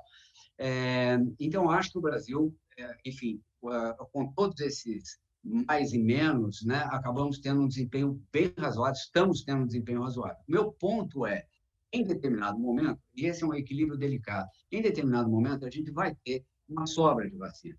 O Canadá está muito atrasado, hein? O nível de população vacinada lá é muito baixo. Porém, o Canadá comprou 4 vezes a sua população em termos de vacina. Os Estados Unidos têm uma sobra, os laboratórios estão se multiplicando, novas vacinas surgem. Então, em determinado momento, pode ser que sobre. Fale, agora nós não temos uso para essa vacina, pode vender para os outros, né? E esses outros incluem o Brasil. Ou seja, por isso que eu acho que no terceiro trimestre a gente pode ter uma surpresa positiva de ter essas vacinas mais disponíveis. O único receio é, se esse processo se atrasar e tiver variantes, e tudo ser, né? E se descobrirmos que depois de 6 meses ou 8 tem que ter uma nova vacina, porque tem uma variante e tal, os países envolvidos vão reter novamente essas vacinas. Então, esse é o equilíbrio delicado. Pode ser que a gente tenha um bom desempenho em termos de vacinação no terceiro trimestre, ou, dependendo se isso atrasar e esses outros fatores prevalecerem, nós podemos ter um agravamento por outro lado. Aliás, há quem diga que, nesse aspecto, a vacina chinesa é até melhor que a da Pfizer, porque usa o vírus inteiro, que, em tese, protegeria mais das variantes. Mas, enfim, não sou especialista, vamos deixar as pesquisas evoluírem. Bandi, quero ouvir sua opinião. Não estamos exagerando nas críticas ao governo brasileiro? A gente cita muito o Chile, mas a população do Chile tem o mesmo tamanho da Grande São Paulo. Quer dizer, é muito mais fácil vacinar o Chile do que vacinar o Brasil, né? Não estamos exagerando, não, Bandi? Eu acho que o grande problema, o que eu sinto é que existe um problema de forma e valor. Eu acredito que a forma com que a gente se expressa, com que o presidente se expressa, ele dá margem para as pessoas criticarem qualquer tipo de atitude ou qualquer tipo de efeito negativo. Porque a forma é muito importante. E a forma tem sido uma forma meio complicada, uma forma truncada, uma forma mal criada. Não é postura de o que a gente espera de um líder maior de uma nação fazer certos tipos de comentários, como vacina na casa da minha mãe, tem idiota por aí querendo que compre vacina. Esse tipo de coisa não é função e o que a gente espera de um líder maior de uma nação. Não é a postura de um estadista, certo? Então, pela forma com que o presidente se comunica, ele acaba trazendo o mico para o seu próprio colo. Não é que as pessoas automaticamente colocaram, as pessoas têm uma predileção por pessoas que não se comunicam dessa maneira. Agora, que o governo realmente fez uma série de trapalhadas com relação, por exemplo, negociação com a Pfizer de não querer usar o termo de assunção de responsabilidade, aquele tipo de coisa, que foi feito por todos os outros governos do mundo, e dizendo que era uma questão de soberania nacional. Meu caro, soberania nacional, você tem um povo sadio, e você tem que fazer aquilo, e você pode criar um seguro para isso, você pode criar um fundo para isso, tem uma série de maneiras de você evitar que as pessoas, se houver o caso de algum problema, que não é comprovado que existem controvérsias, e agora com o da AstraZeneca e de Oxford, mas é o seguinte, existem maneiras de combater esses derivados de uma vacina. A gente precisa ter o máximo de vacina possível, a gente não pode se fechar apenas com um tipo de vacina, que era a ideia de ter a vacina de Oxford. A gente tem que ter todas, inclusive a primeira que é produzida. Então, essa visão mais ideológica, que a gente está com o lado azul do mundo, não do lado vermelho do mundo, isso aí é uma coisa que criou um pouco de problema. Do outro lado, a gente se comparar com os Estados Unidos, apesar de ser o país mais rico do mundo, os Estados Unidos, apesar dos pesares, apesar da fala truculenta do Trump, na hora que apareceram as vacinas, eles saíram comprando vacina da torta direita e aplicando a vacina de maneira muito rápida. Quer dizer, o Brasil hoje aplicou 10 milhões de vacinas, que é mais ou menos a população de Portugal, né? Então, eu acho que existem responsabilidades cruzadas entre governadores e o governo federal. Acredito que exista a possibilidade de um mercado secundário, porque tem muita gente produzindo. Imagina o seguinte, que o Reino Unido comprou 300 milhões de doses de vacinas. Tem 65 milhões de pessoas que moram no Reino Unido. Quer dizer, é um número muito superior. O Canadá, a mesma coisa, os Estados Unidos, a mesma coisa. Então, certamente vai existir esse mercado secundário de vacinas, ou até mesmo doações que vão acontecer por demanda da população mundial, que faz sentido a África ser imunizada de uma maneira que ela não pode pagar. Eu vejo isso como uma coisa quase como certa, ou preços extremamente subsidiados. A minha preocupação é a velocidade, porque para a gente não perder 2021 e não comprometer 2022, a gente deveria ter pelo menos 70% da população vacinada até meados do ano. E eu não acredito que isso vai acontecer. Eu acho que a gente vai ter um ano um pouco mais errático do que a gente está esperando. Acho que vamos chegar, sim, à possibilidade de vacinar toda a população no começo, primeiro trimestre do ano que vem. Agora, eu não sei se nesse período, e que é o grande coringa dessa situação, se uma das cepas, uma das variantes que combina duas derivadas do vírus, duas variantes do vírus, não cria uma terceira que tem algum tipo de imunidade contra todas as vacinas possíveis.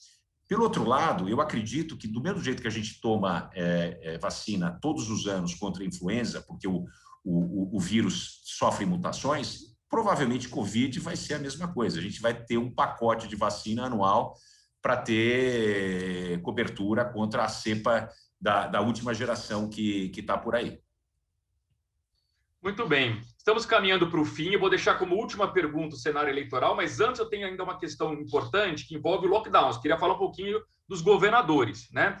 Quem normalmente defende o lockdown, o fechamento da economia, tem como discurso que isso salva vidas. No momento de descontrole, no momento em que a contaminação está muito grande, você faz um confinamento, você faz um lockdown, você preserva vidas. Normalmente, quem usa esse argumento ignora que, ao fechar a economia, se aumenta a recessão econômica, você aumenta a miséria e você gera mortes invisíveis na periferia. O que me leva a crer que é um argumento que interessa à elite, preocupada quando hospitais como Einstein estão lotados, mas que não sei se interessa à periferia, que morre nas duas pontas, morre de Covid e morre por todos os efeitos decorrentes do aumento da miséria. Van Dijk, os governadores estão ou não exagerando no fechamento da economia? Depende do governador e da situação.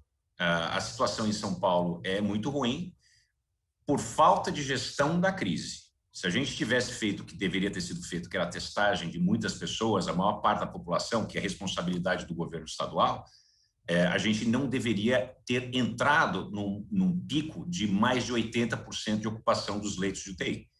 Então, é o seguinte, nós abrimos mão da gestão da crise e aí, quando a gente abre mão, a gente tem que apertar o botão do pânico, que é exatamente o lockdown. A situação como está atualmente, infelizmente, requer um lockdown. E quanto mais cedo for feito esse lockdown e menor tempo que a gente faça, maior o efeito que isso vai ter em redução de óbitos e reinfecções. A minha preocupação não é nem com os óbitos, porque as pessoas que já estão infectadas, e grande parte dessas pessoas, dependendo se tem comorbidade, etc., essas pessoas vão sofrer o mesmo fim que muitas outras 270 mil pessoas sofreram. A minha preocupação é o alastrar desse nível de infecção. Se a gente não conseguir cair para menos de né, um infectado infectando uma segunda pessoa, a gente deveria ter um infectado infectando menos de uma pessoa, que isso aí começa a criar um abaulamento da curva e a gente começa a querer entrar numa decrescente. Agora, eu acho que não pode existir lockdown nacional, eu acho que não é uma coisa que a gente possa tomar uma decisão. O sujeito que fez uma gestão eficaz no município X ou no estado Y ser comprometido, e a economia e a vida das pessoas, economicamente falando, ser comprometido. No começo da crise, não existia dicotomia entre salvar a vida e salvar a economia. Era uma coisa e uma única só. Atualmente, a gente entrou numa seara que, de fato, pela má gestão da crise, certas localidades, inclusive São Paulo, precisam, sim, dar um tempo de parada e ser muito sério com isso. André, o Van Dijk resvalou num ponto importante, que não dá para generalizar tudo, fazer uma regra para todo mundo. Agora, quando a gente adota o lockdown numa cidade ou num estado, você não está punindo todo mundo igualmente? Quer dizer, o empresário que tinha um restaurante com protocolos paga a conta daquele empresário que não tinha protocolo nenhum e gerava aglomerações. Quando você fecha a economia inteira, você gera uma punição maior para quem não tem renda, para quem é da periferia, enquanto a elite fica em casa pedindo refeições por delivery. Delivery esse que será entregue por algum motoboy que vem da periferia. O quanto de hipocrisia tem nessa história toda, André? Eu queria ouvir a tua opinião. Quanto é que vale uma vida, né? Vamos botar preço nas coisas para a gente poder discutir, né? E não vamos falar de pandemia, vamos falar de velocidade de automóveis em estradas. Alguém tem dúvida se o limite de velocidade nas grandes estradas, em São Paulo, por exemplo, fosse 20 km por hora, alguém tem dúvida que a gente não teria mortes, ou seriam casos extremamente raros? Por que a gente não põe 20 km por hora? Por que a gente não proíbe o açúcar em geral, que preveniria um monte de mortes que acontecem aí por conta de açúcar? Porque, na realidade, implícita ou tacitamente se faz um acordo dizendo a sociedade não aceita isso. A sociedade, por outro lado, aceita um número de mortes, infelizmente, e ela coloca regras para que aquilo não aconteça, né? Para evitar o máximo possível, velocidade máxima, etc. Regras de ultrapassagem e tal. Porém, sabe que vai acontecer.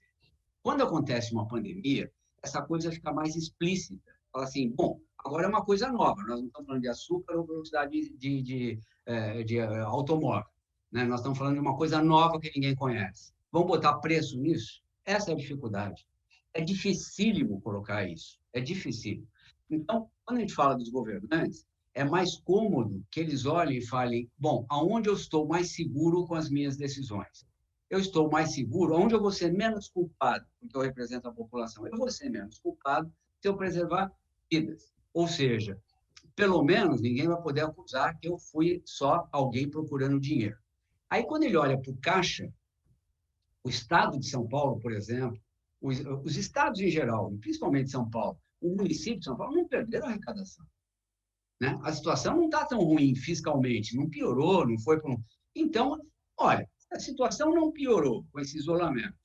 Se a elite, né, inclusive é a favor de ficar em casa, e nós estamos falando elite, é o funcionário público, né, que esse não pode ser mandado embora, não reduz jornada, nada. Então, se a elite força o Estado, né, o Estado lato sensu, e força, se o caixa está preservado, e se essa é a direção de eu preservar a vida, vou ser menos culpado, eu vou provocar o lockdown. É isso. Agora, a decisão do que seria melhor é extremamente complicado. Por que ninguém fala dos ônibus que andam aí? Por que ninguém pressionou os empresários para colocar mais ônibus? Né? Por que ninguém obrigou a ter uma diminuição de horários mais efetivas, né? Um espaçamento maior? Porque isso aí vai ficando desapercebido. Não é uma decisão fácil, né? Outro dia me perguntaram, bom, mas se eu fosse governador ou ministro, que decisão, o que eu tomaria em primeiro lugar seria um Tilenol, né? porque é tanta dor de cabeça para tomar esse negócio, que não é simples, vamos reconhecer, não é simples, né? A minha primeira decisão era tomar um Tylenol, né? Então, nesse caso, a gente tem que entender, só vai acontecer assim mesmo com algo vagalume. Fecha, contém um pouquinho, cai um pouco essa ocupação. Os hospitais privados também, eles têm um interesse enorme em divulgar que eles estão lotados para não terem leitos requisitados pelo SUS. O SUS está passando outros atendimentos que não relativos ao Covid-19 para hospitais privados, requisitando quarto. Então, eles também estão um pouco nessa dinâmica, né? Eu acho que não tem muito jeito agora, a não ser realmente preservar um pouco mais de vida, embora isso, preservar vidas, não contenha em nada a pandemia, né?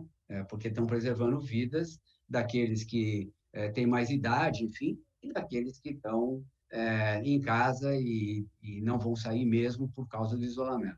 Acho só uma injustiça não ser incluído como grupo prioritário os atendentes de farmácia, o caixa da farmácia, o pessoal do supermercado, esses entregadores, que acham, motorista de ônibus, né? Não tem cabimento não ser grupo professores, né? Grupos prioritários. Acho que esse é o ponto só que eu destacaria. Muito bem. Última pergunta antes da eleição para a gente encerrar o nosso evento de hoje. A última pergunta é o seguinte: muito se critica o atual governo e o Congresso Nacional por pouco entregar. Mas se a gente fizer um balanço aí dos últimos 2 anos, né, o Congresso aprovou uma reforma da Previdência, um marco do saneamento básico, uma autonomia do Banco Central, que era um assunto debatido há décadas e nunca se aprovava, PEC emergencial, orçamento de guerra, um auxílio emergencial que, com críticas e elogios, cumpriu de alguma forma o papel de, pelo menos, não deixar as pessoas morrerem de fome. André, não estamos exagerando nas críticas, não? É justo que a gente vem criticando? É mais do que justo, né? Se a gente olhar o que você elencou, a reforma previdenciária já veio lá do Temer. A gente tinha pago, inclusive, né? Só não levamos, e agora a gente teve que aprovar de novo. A PEC emergencial foi totalmente desconfigurada, né? É uma sugestão, os municípios e estados não precisam se ajustar, não tem nada previsto antes de 2025, quer dizer, de emergência não tem nada. Isso acabou passando tipo assim, aprova o auxílio, tiro do orçamento, uma compensação, não me aborreça com a PEC emergencial, deixa lá para frente. Essa foi a desidratação que foi feita, né? Eu acho que realmente não se entregou nada. Estão devendo muito nesse contexto em geral, né? Não consigo enxergar nos seus itens relacionados nada tão relevante que tenha sido feito. Muito a desejar. Vandique, se o Congresso entregar uma reforma tributária, ainda que tímida, e uma reforma administrativa, você vai elogiar o Congresso? Não. Eu estou com o André nessa daí. Eu diria o seguinte: se a gente entregar uma reforma tributária antes de uma reforma administrativa e o pacto federativo, o novo pacto federativo, seria análogo a construir uma casa, começando pela chaminé, depois a gente coloca o teto, sem ter nunca pensado em construir um alicerce sólido. Eu vou repetir uma coisa que eu falei ano passado e falei várias outras vezes. Reforma tributária, sem a gente entender o que nós esperamos do governo e quanto estamos dispostos, como uma sociedade, de bancar esse governo, nós teremos que aumentar imposto. Faz 10 anos que o Brasil tem déficit crônico orçamentário. Significa que a gente gasta mais do que a gente arrecada. Então, se essa é a realidade, e a gente vive à mercê de ter que tomar dinheiro emprestado, o governo federal toma 70% do crédito privado, o que gera uma situação de crowding out de empresários. 70% do crédito privado é tomado pelo governo federal. Então, significa o seguinte: se a gente fizer uma reforma tributária, só pode ser para aumentar imposto ou para simplificar imposto. Mas para diminuir carga tributária é impossível. Na realidade, tem que aumentar a carga tributária. A gente tem isso muito claro. Eu sou contra aumentar a carga tributária, porque isso cria várias distorções. No entanto, a situação fiscal brasileira é extremamente delicada, e a gente tem que levar isso em consideração. Não é uma coisa que aconteceu por causa da pandemia, isso já vinha acontecendo muito antes da pandemia. E são 3 governos, um sucessivo ao outro, que optaram por não lidar com isso. Segundo ponto, a responsabilidade da reforma previdenciária não foi do governo atual e não foi do Congresso. O protagonismo total disso foi do ex-presidente Temer. Quer dizer, a gente, como disse o Andrew, a gente comprou e a gente pagou e depois que levou na atual gestão. Quer dizer, a gente não tem uma série de um elemento, um encadeamento lógico em termos das prioridades do país. Então, a reforma mais importante que a gente pode fazer é a reforma administrativa, seguida do Pacto Federativo. Quer dizer, não adianta entregar nada. E pior do que isso, é entregar uma reforma que tem capital político que se esvai e, ao mesmo tempo, ela não tem o alcance tão profundo e tão amplo como deveria ter. E para encerrarmos, falar rapidamente sobre eleições 2022. Né? Nós até debatemos aqui a questão da insegurança gerada pelo Supremo Tribunal Federal, mas temos um dado da realidade, que é a volta do ex-presidente Lula ao jogo eleitoral. A pergunta, começando pelo Van Dijk, é a seguinte: a volta do Lula ao jogo aumenta essa polarização, Bolsonaro versus Lula, aumenta a chance de um segundo turno no ano que vem entre Bolsonaro e Lula, ou você enxerga espaço para uma terceira via de centro, Van Dijk? Não tenho dúvida que aumenta muito a polarização. Você tem dois ícones dos extremos. Então, isso é que nem religião e jogo de futebol, né? As pessoas se polarizam naqueles dois times que terminam o Campeonato Brasileiro. Quer dizer, é exatamente o que está acontecendo. Nós temos uma situação atípica, que foi uma canetada de um ministro do Supremo que criou esse ambiente altamente volátil. Quer dizer, isso é preocupante, né? E não é um espaço que a gente possa olhar e falar o seguinte: isso estava nas cartas. Não. Claro que muita gente já antecipava que algo parecido poderia acontecer, mas tinha expectativa que não fosse acontecer, principalmente se não fosse o colegiado do Supremo. Aconteceu uma decisão monocrática, que ainda é pior ainda, mostra a insegurança e eu diria assim também, a fragilidade institucional do Brasil. Eu ainda acredito que existe a possibilidade, apesar de pequena, de a aparição de um candidato centrista, centro-direita, que é pró-reformas, mas também tem a possibilidade de aglutinar parte dos eleitores desses dois elementos de extremas, né, de partes extremas, e a gente consiga trazer alguma coisa mais para o centro. No entanto, nesse momento, eu não vejo nenhum candidato que possa fazer isso. Andrew, a sua visão, o jogo eleitoral já está traçado, Lula versus Bolsonaro, ou tem espaço para essa terceira via? Então, ainda está um pouco confuso, né? Essa história do Lula, né? Ou seja, o VAR chegar na metade do segundo tempo e falar: olha, ele foi expulso no comecinho do primeiro tempo, uma volta para jogar, porque a gente olhou e não é bem assim, isso embola bastante. Eu, sendo rápido e direto, eu acho que Lula não vai ser candidato, né? Ele vai usar essa força, assim, acredito que ele não quer se expor novamente a tudo que ele poderia ser exposto sendo candidato, além do fato de poder surgir, tem as outras condenações andando e ele realmente ser impedido, dá tempo disso acontecer. Acho só que embola um pouco, acho que a gente não tem, é uma pena, mas a gente não tem lideranças ou nomes que surgiram nos últimos anos, de quem a gente está falando, né? Aparece agora o Luciano Huck, né? Levado pelo Fernando Henrique Cardoso, enfim, mas não tem, assim, uma grande expressão. E acentua a polarização, mas não só uma polarização com dois polos, né? A gente começa a ter um polo de centro importante, ou seja, você tem uma parte que odeia o Bolsonaro, parte que odeia o Lula, todo mundo odeia o Dória, quer dizer, o jogo ficou muito mais de ódio, né, de essas polarizações, do que de ideias e de expressão. Lembrando, de novo, que o executivo é só uma parte, a gente tem o legislativo que cumpre uma parte importante e o judiciário que tem sido predominante nessas questões todas. Ou seja, é bastante embolado o jogo. E assim como a gente já tem aí algumas figuras, né, que entram, como é o caso do Luciano Huck, né, que, enfim, vamos lembrar também que o Arnold Schwarzenegger foi governador da Califórnia, né? Isso não é só aqui no Brasil que a gente tem tiriricas e tal, gente do meio assumindo aí, né? Isso é um fenômeno que, às vezes, lá na Itália também tem o bebo lá e tal. Então, a gente tem alguns exemplos.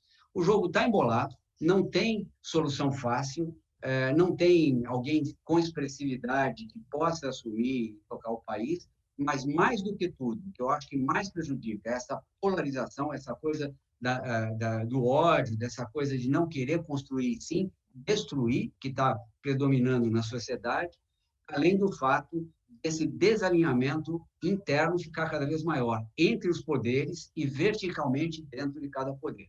Eu acho que isso é o que complica mais para a gente poder crescer, falando em termos econômicos. E dizendo em termos de investimento, o que acaba acontecendo com a iniciativa privada, em termos de investimento, é que procura coisas com paybacks mais rápidos, né? Para não correr o risco de desses investimentos não terem o retorno adequado no tempo adequado. Então, isso é ruim para o país, que precisa tanto de investimento de longo prazo, né? Com toda essa insegurança, os investimentos ficam mais voltados para algo com retornos mais rápidos, e não é uma característica de investimento em infraestrutura, por exemplo. Muito bem, queria agradecer ao brilhantismo do Andrew e do Van Dijk, o Andrew Storfer, que é CEO da América Energia, o Van Dijk Silveira, CEO da Trevisan Escola de Negócios. Muito obrigado aos dois pela participação. Eu queria lembrar a todos que no mês que vem a ANEFAC vai promover um novo debate para a gente ir atualizando o cenário econômico, né? É muito dinâmico, a cada semana, a cada dia, nós temos muitas novidades, então se inscrevam, participem da ANEFAC e venham debater sempre conosco os futuros da economia do Brasil. E agora, para encerrar, eu deixo com vocês um vídeo institucional da ANEFAC. Um grande abraço e até a próxima. Muito obrigado.